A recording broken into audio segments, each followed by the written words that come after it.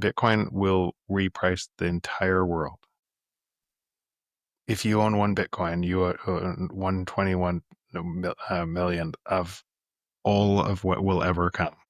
And not all of which will ever come in value as you perceive it today, or the purchasing power of what you receive it today, in a world that has faster and faster deflation. So what that means is that that Bitcoin becomes infinite in purchasing power in time. And why is that? And so there's 5 aspects of Bitcoin that those combined make it very different. Open, anybody can move to it anywhere in the world, doesn't require somebody's permission. Decentralized, secure, protocol bounded by energy. So you have an open, decentralized, secure protocol bounded by energy. Protocols are winner take all. They're not technologies. Protocols build in layers, and there is, you're on it or you're off it. In the internet, North Korea is off of it, right? Look at what happens to their citizens. Everybody else on it. Can't negotiate with it. It imposes a new discipline. So, and it's bounded by energy. So the way that mining works, the way the consensus mechanism works to audit the mining and make sure that they've followed the rules, is it bounds it to energy. So you have something bounded to energy in a system that's decentralized and secure. So now you only have to worry about two pieces. Could it be broken? Could it be centralized or become insecure?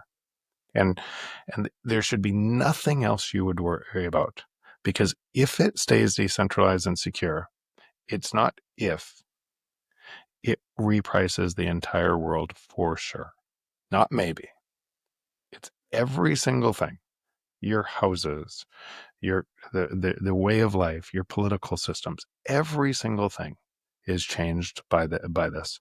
There's nothing untouched by it if it stays decentralized and secure. And so I've spent a lot of time, tons of time, thinking about where it wouldn't, where it would break. And I can't think of, not that we wouldn't have short-term, somebody thinks it's going to, short-term price influences and everything else, but I can't think of one, I won't get into it on this podcast, of where this is going to break. And the primary reason why I can't get into one, where it's going to break, is when you actually understand that we are Bitcoin.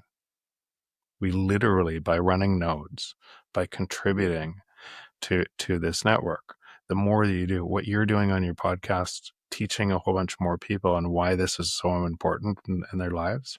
And some of those people will go deeper, and they'll also run nodes, and they'll contribute, and they'll spend in Bitcoin. We are both the map and the territory.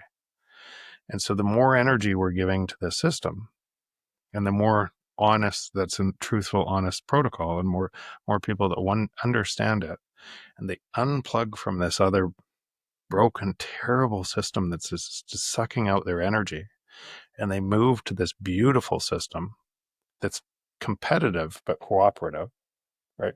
That everyone wins on it. They're never going back.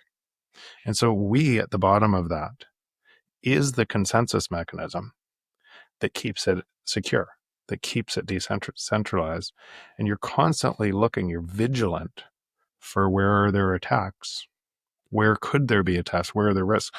And many of the people that are in Bitcoin, I know myself, you're so far out in front of seeing these attacks and investing in things that prevent those attacks, that when people talk about some of the attacks, you kind of go, huh, that's cute.